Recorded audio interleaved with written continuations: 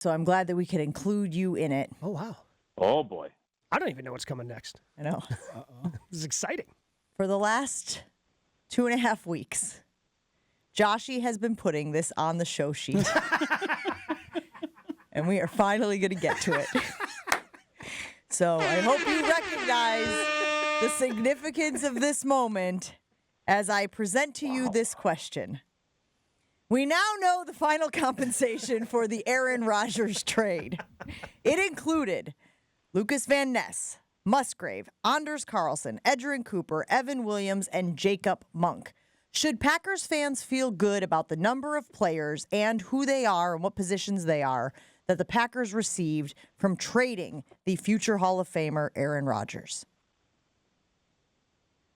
They could have done better had they traded Rodgers after the 2021 season. And I will always wonder why they didn't if Goody was as confident in Jordan Love as he now is, right? Because remember, after the 2021 season, they scored one touchdown in that game, Gabe, against the 49ers in the playoffs. Rodgers had won back-to-back MVPs. And look, I'm not saying that it wasn't difficult to trade Rodgers when they did, but I think it was a hell of a lot easier to trade Rodgers when they did, right? After the way the 2022 season played out and some of the other stuff that went on. Remember, the Denver Broncos hired a coach who turned out to be over his skis in Nathaniel Hackett in an effort to get a trade done for Aaron Rodgers. It'll never be proven.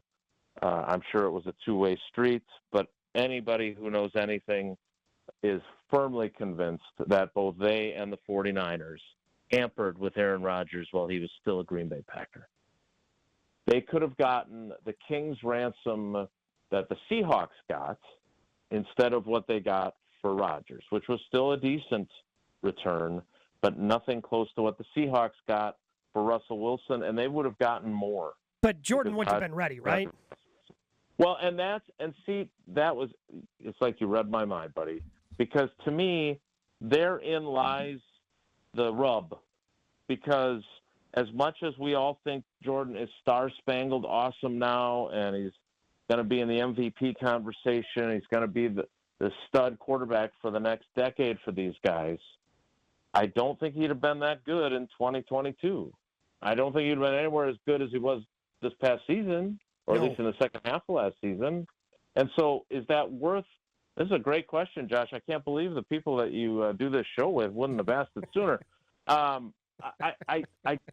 Is it worth getting a little bit less for Rodgers to have had your quarterback of the future and present have that extra year?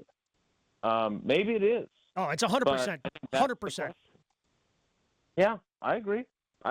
But again, that's and this is, I won't get off on a rant here, I promise. But this is why it frustrates me that everyone acts, or not everyone, but some fans act like this was all preordained and Jordan Love was always going to be good. He deserves so much credit for working his ass off to improve.